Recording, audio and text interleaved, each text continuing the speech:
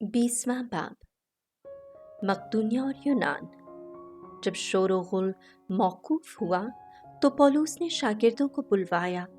और उन्हें नसीहत करके और खुदा हाफिज कहकर मकदूनिया को जाने के लिए रवाना हुआ और उन्हें तराफ से गुजर कर और उन्हें बहुत बातों से नसीहत करके यूनान में आया और 3 महीने तक वहाँ रहने के बाद जिस वक्त जहाज पर सूर्य की तरफ जाने को था तो यहूदी उसकी घात में लगे। तब उसकी ये सलाह हुई कि मकदूनिया की राह से वापस जाएं और उसके हमसफर ये थे बारिया से सोपत्रस बिन पुरुस और तसलोनिकियों में से अरिस्तर्कुस और सकंदुस और गायुस दरबाका और तिमोथाउस और तौकीकस और तरूफुमिस आसिया के। ये आगे जाकर तरुवास में हमारा इंतज़ार करते रहे और ईद फतीर के दिनों के बाद हम फिलिप्पी से जहाज़ पर रवाना होकर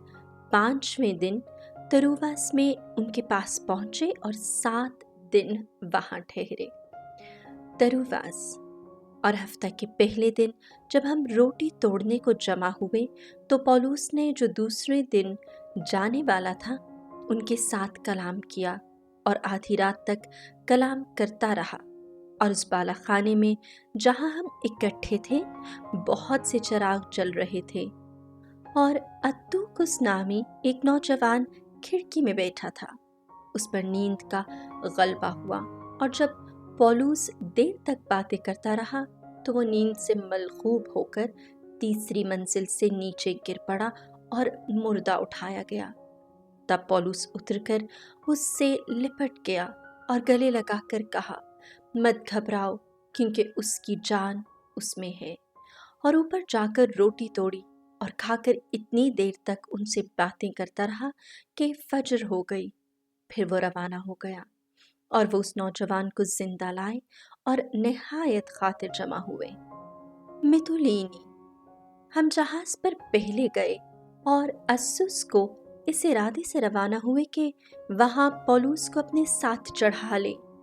क्योंकि उसने वहाँ पर खुशकी की राह से जाने का इरादा करके यूं ही ठहराया था। जब वो अस्सुस में हमें मिला तो हम उसे चढ़ाकर मतुलेनी में आए और वहां से जहाज पर रवाना होकर दूसरे दिन कयूस के सामने आए और तीसरे दिन सामुस में पहुंचे और अगले दिन मिलीतस में आए, क्योंकि पौलुस ने इरादा किया था कि अफसूस के पास से गुजर जाए, ऐसा ना हो कि उसे आसिया में रहकर देर लग जाए। इसलिए वो जल्दी करता था ताकि अगर हो सके तो ईद खमसीन यरूशलेम में मनाए। और उसने मिलीतुस से अफसूस में कहला भेजा और कलीसिया के काहिनों को बुलाया और जब उसके पास आकर इकट्ठे हुए तो उनसे कहा, तुम जानते हो कि पहले ही दिन से जब मैं आसिया में आया तो किस तरह हर वक्त तुम्हारे साथ रहा कि कमाल फरोतनी के साथ और आंसू बहा बहा कर और उन आजमाइशों को सहकर जो यहूदियों की साजिश के सबब से मुझ पर वाक़ई हुई खुदावंद की खिदमत करता रहा और जो जो बातें तुम्हारे फ़ायदा की थी उनके बयान करने और एलानिया और घर घर सिखाने से कभी न झिझका और यहूदियों और गैर कौमों के आगे गवाही देता रहा कि खुदा के सामने तौबा करो और हमारे खुदावंद यीशु मसीह पर ईमान लाओ। और अब देखो कि मैं रूह से बंधा हुआ यरूशलेम को जाता हूँ और नहीं जानता कि वहाँ मुझ पर क्या गुजरेगा, मगर इतना कि रूहुल कुद्स हर शहर में मुझसे ये कहकर गवाही देता है कि जंजीरें और मुसीबतें तेरे लिए तैयार हैं, लेकिन मैं अपनी जान को हेच जानता हूँ और उसे अजीज नहीं समझता, बमुकाबले इसके कि मैं अपना दौरा और कलाम की उस खिदमत को पूरा करूँ जो मैंने खुदावंद यीशु मसीह से पाई, यानी कि खुदा के फजल की बिशारत दूँ। और अब देखो कि मैं जानता हूँ कि तुम सब जिनके दरमियान में खुदा की बादशाही की मुनादी करता फिरा,